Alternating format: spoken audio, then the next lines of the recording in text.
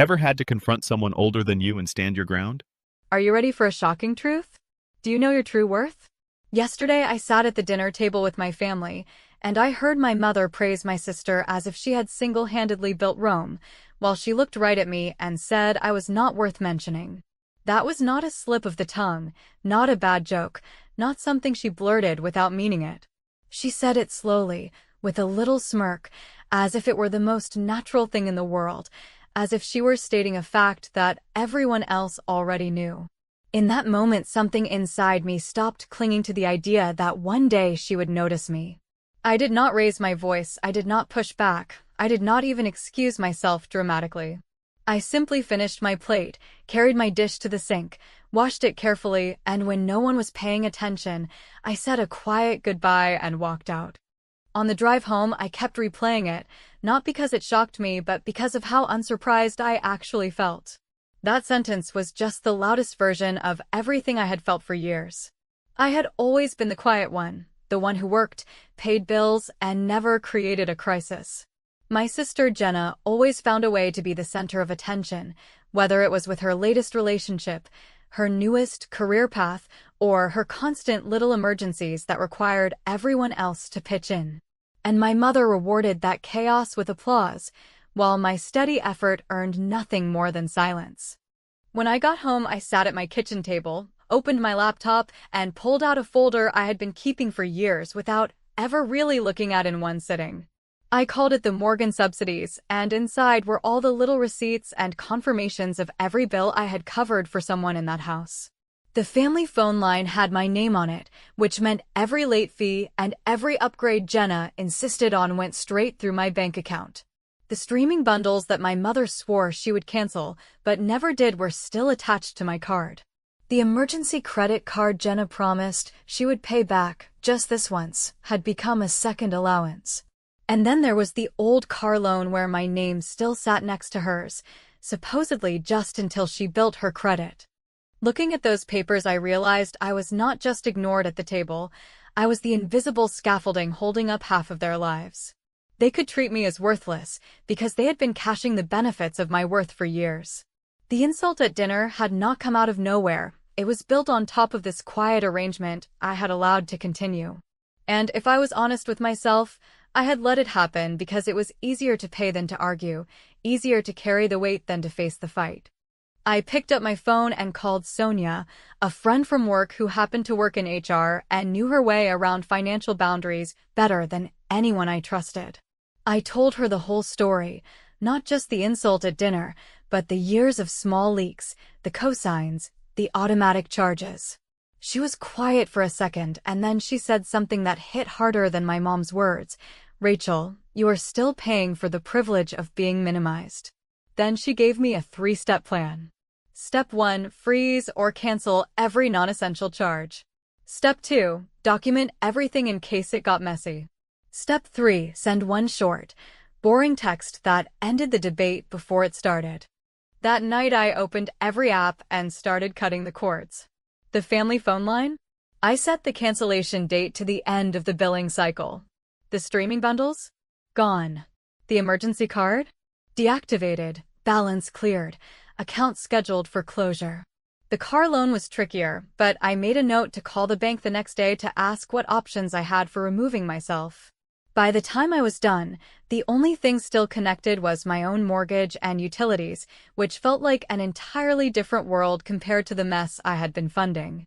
Finally, I drafted the text Sonia suggested. It was not dramatic, not angry, not even emotional. It was just a clean statement. I love you all, but I will no longer be covering adult expenses for anyone but myself.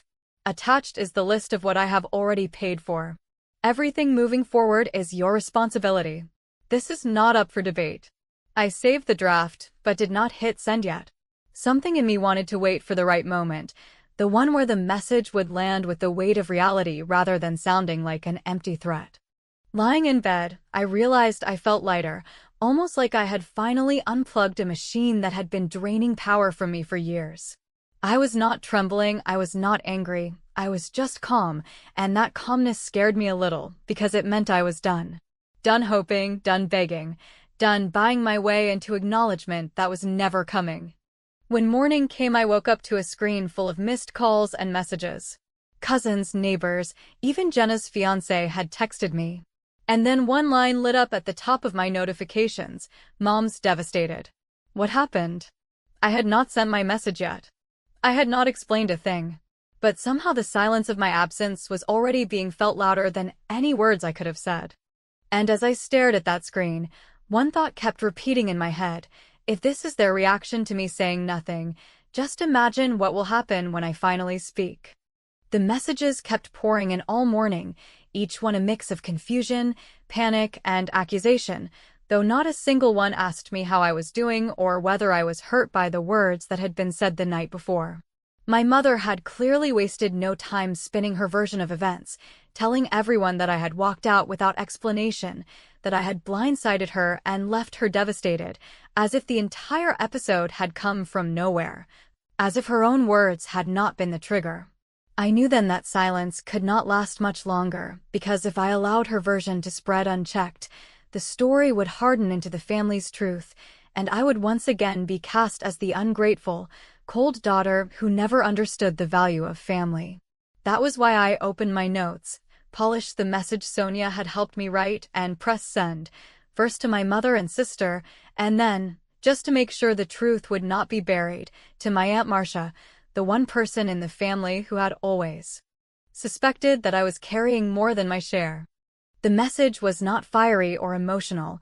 It was deliberate, detailed, and impossible to twist without exposing the receipts. I wrote that I loved them, but I would no longer be covering adult expenses for anyone but myself, and I attached the itemized list of the phone bills, subscriptions, credit card charges, and the car loan I had taken on to keep things afloat for Jenna. I reminded them that none of those payments had been hidden. They had simply been ignored because it was easier to let me take care of them. And then, instead of pleading or leaving the door open for bargaining, I ended with a single line that could not be softened or misinterpreted. This is not a discussion. This is a boundary. Within minutes the phone rang, and I knew better than to pick it up, because the first wave of anger was always a storm designed to knock me off balance. I let it go to voicemail, and as expected, my mother's voice came through thick with a mixture of outrage and wounded pride. She said things like, "After everything we've done for you, and you'll understand when you have children of your own," all the standard guilt-ridden lines meant to frame me as unreasonable. I didn't even flinch, because for the first time in years I had the paper trail to back me up, and I wasn't going to let emotion erase it. By the end of that day, I received a group text from my mother announcing a family brunch the following weekend, as if this were simply a misunderstanding that could be patched over with pancakes and forced smiles. The message was addressed not just to me and Jenna, but also to Marcia, which I suspected was less about reconciliation and more about making sure an audience was present. I considered ignoring it, but then I realized that my silence would allow my mother to continue telling the story in her way. So I replied with a short yes, knowing that my presence, combined with the receipts I planned to bring, would do more than any shouting match could. That Saturday, I walked in with a folder under my arm, not because I wanted to humiliate anyone, but because I knew the game we were playing, and I refused to let the truth be brushed aside. The brunch began predictably, with my mother laying it on thick about how Jenna had just landed another opportunity that could change everything for her, and how she had always believed in Jenna's potential.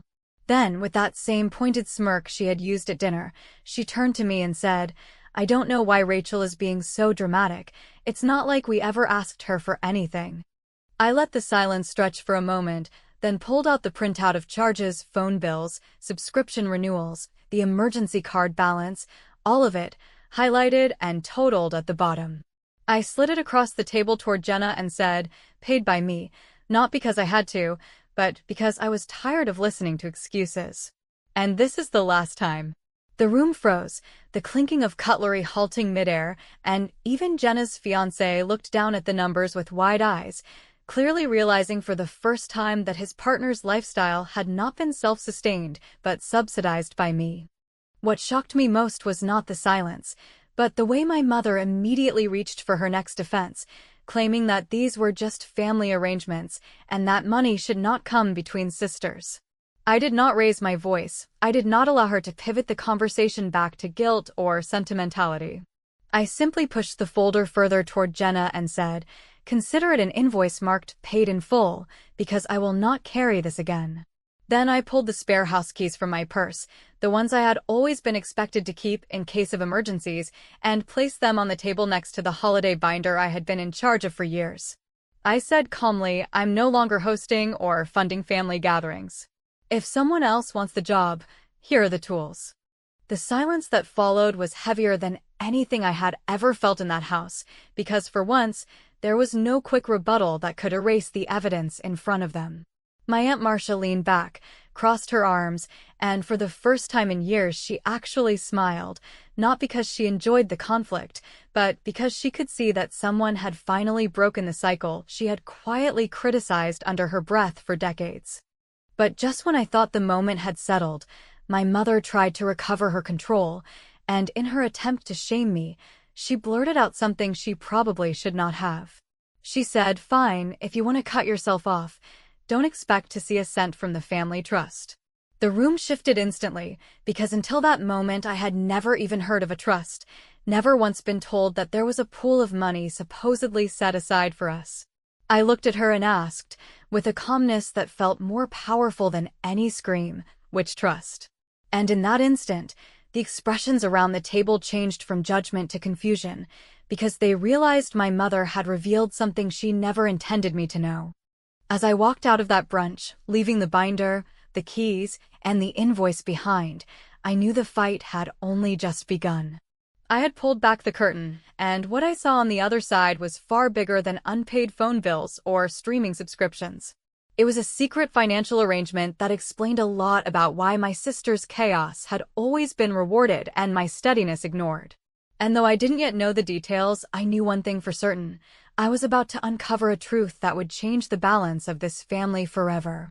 By the time Monday rolled around, I had replayed that one phrase in my head so many times that it started to sound less like a slip and more like a map, because when my mother blurted out the thing about a family trust, she did not just poke my pride. She pointed directly at the machinery behind all the little favors and quiet rescues that had kept Jenna floating while I treaded water and pretended not to notice the current. I did not storm into anyone's house with accusations, and I did not write a long post to expose them.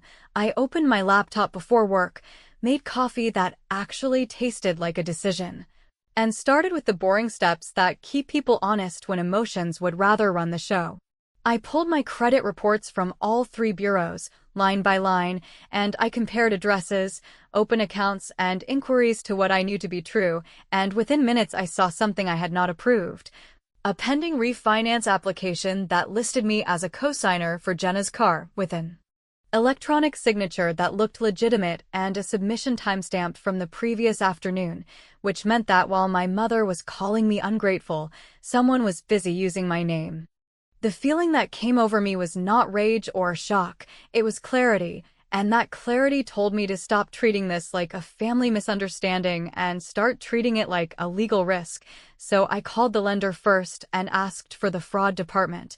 And when the agent picked up, I spoke slowly and completely, providing the application number, my social security details, and a clean statement that this signature was not mine and that I did not authorize anyone to apply on my behalf. The agent placed a hold on the application and gave me instructions that sounded tedious but necessary, including submitting a signed statement of fraud, attaching copies of my identification, and providing a police incident number if I decided to file a report, which would help them lock the file and stop any attempts to push it through by claiming it was a misunderstanding. Then I froze my credit, not later, not after a nap, but right then, because if someone in my own family thought my name was a tool to be used when convenient, the only responsible move was to close the doors before anything else slipped through. I completed the identity theft affidavit with the federal trade agency that handles these complaints, saved the reference number in 3 places, and I filed a quick police report online through my city's non-emergency portal. Because I was not interested in handcuffs or headlines. I was interested in a paper trail that separated my life from whatever chaos Jenna and Tyler were about to create to fix the short-term problem they had created by living at a pace their paychecks could not maintain. I told no one what I had done until the lender called me back with an update, at which point I texted Jenna a single sentence, not an essay, not a lecture, just the facts. Your refinance is on hold because I did not sign and my credit is frozen. She called within seconds, and I let it go to voicemail again because I knew that conversation would be full of tears and a dozen ways to shift the blame, and I wanted to speak once I had the next piece in place. She left a long message about how the rates would jump and how the wedding venue deposit would be at risk if this did not go through, and buried inside the guilt and panic was a confession that made me sit up straight, because she said, without thinking about it, that we used the same login you always used last time, which meant there had in fact been a last time, and that she had access to a password I never gave her. I called the dealership listed on the original loan and asked to speak to someone in financing, and a man with a friendly voice that sounded used to smoothing ruffled feathers pulled up my file and asked, as casually as if we were confirming a dinner reservation, whether I planned to continue the automatic payments like before until the new arrangement was approved. I asked him what he meant by like before, and he explained that a few years back there had been a gap in Jenna's payments after a job change, and that a different card under my name had temporarily covered 3 months to avoid repossession, which would have been a noble thing if I had ever agreed to it, except I had not, and the only way that could have happened was if someone had my card details or had been added as an authorized user on an account I thought was closed. That was when the anger did show up, not the screaming kind, but the kind that makes every cell in your body sit up straight and take notes. Because it was now obvious that this was not just a pattern of me being the dependable one who shows up with a check when the dryer breaks. This was a pattern of access. A quiet assumption that my identity and my credit and my accounts were part of the family pantry, free to be opened whenever someone was hungry. I thanked the man, asked him to email me the transaction history that showed the temporary payments, and I told him I had filed a fraud report and would be sending the case number to attach to the file. And his tone changed in that careful way professionals use when they realize a situation has stepped over a line. Only then did I call Jenna back, and I spoke with a calm that even surprised me, because I had finally separated love from logistics, and I told her plainly that I would not be part of any refinance, that I had not given permission before, and that any use of my accounts or my digital signature without explicit consent was not a family favor, it was a crime. She tried to spin a story about how Mom had mentioned I would help because I always helped, and how this was time-sensitive, and how everyone knew I could handle it better than anyone, and I cut through the fog with one sentence: I did not sign. She cried. Tyler got on the line with the kind of tense politeness people use when they realize the person they underestimated has receipts, and he asked whether there was another way to make this work for everyone, and I told him there was. It was called paying for what you choose to own. After I hung up, I drafted a short email to my mother, attaching the affidavit reference, the police incident number, the lender's hold confirmation, and the dealership's note about previous payments. And I wrote that I would not be discussing this by phone and that any attempt to use my name or credit moving forward would result in me expanding the report to include the full story, including who had access to my information and when. For the first time in my life, I felt like the adult in the room in a way that did not require me to carry anyone, and the strangest part was how quiet my house felt afterward, as if the walls had finally stopped listening for the next crisis to solve. That quiet did not last long, because an hour later the dealership called again, not the friendly man this time, but a manager who sounded careful, and he asked a question that made my stomach drop and my spine straighten at the same time. He said, "Could you confirm whether you authorized the dealership to keep your card on file for future emergencies, like you did last time with your mother's consent?" And I asked him to repeat the phrase, "with your mother's consent," because in that moment a door opened in my head and I saw exactly where this was heading, and I realized that the trust my mother bragged about and the trust she actually practiced were not the same thing at all.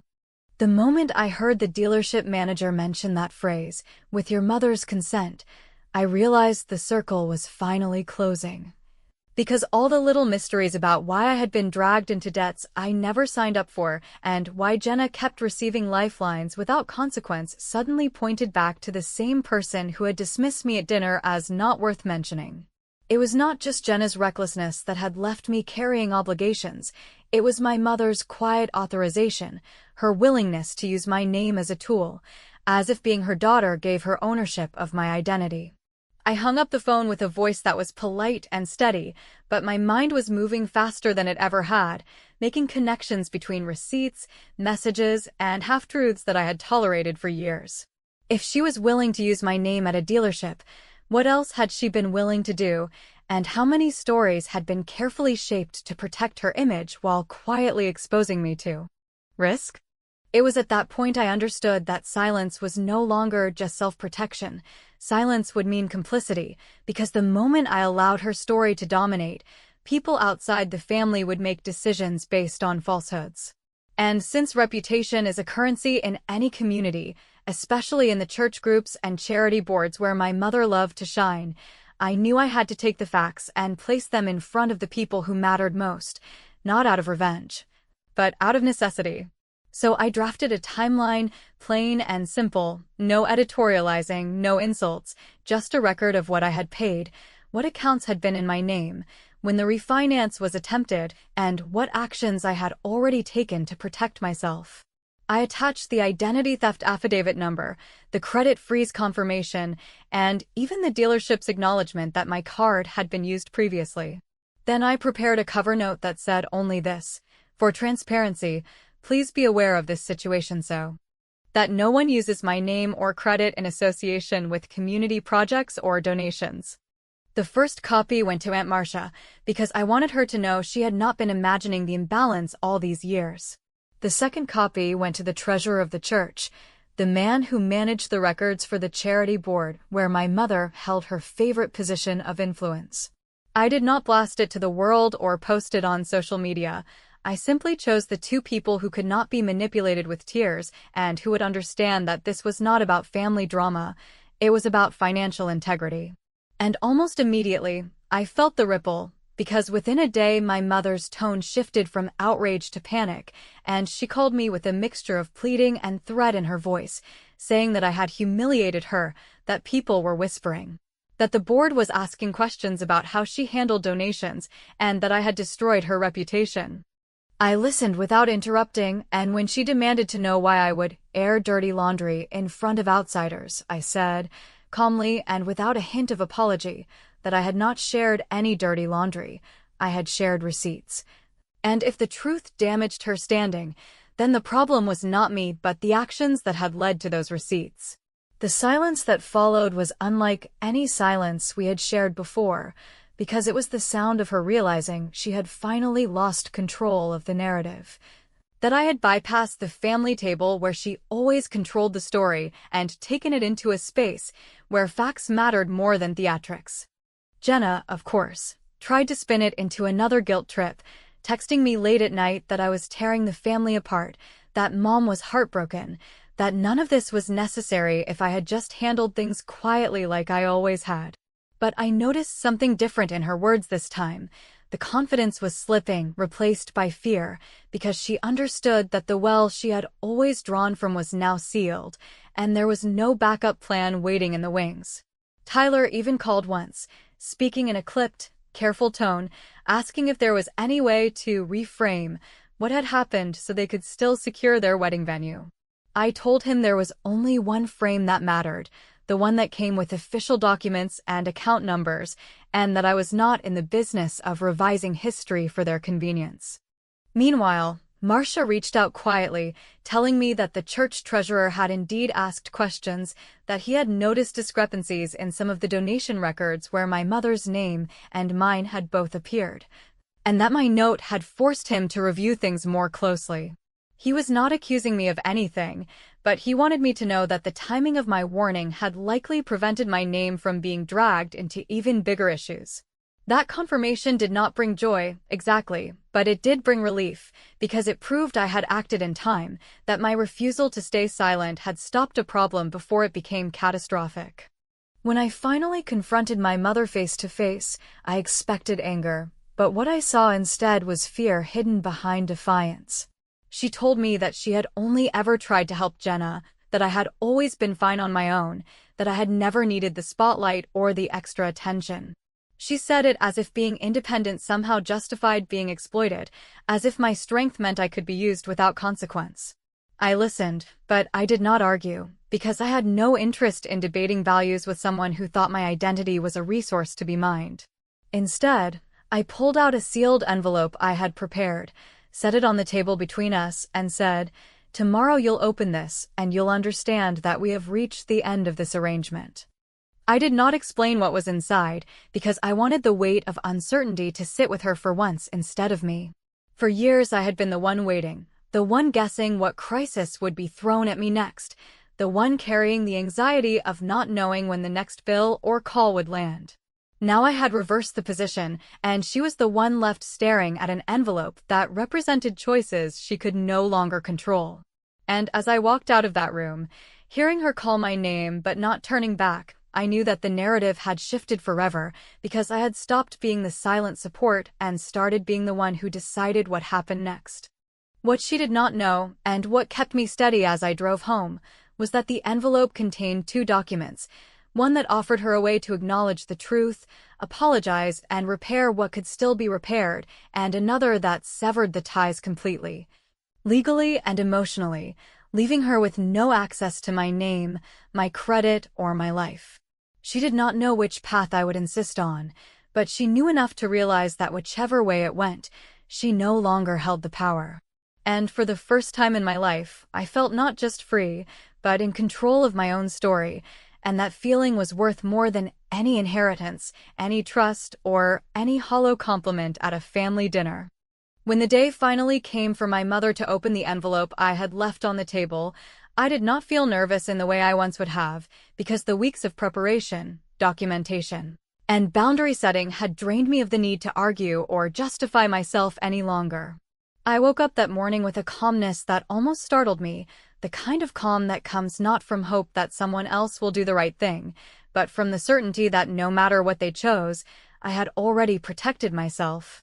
I had rehearsed this conversation in my head many times, imagining her rage, her tears, her pleading, and her bargaining, and I had decided that I would not match any of those emotions.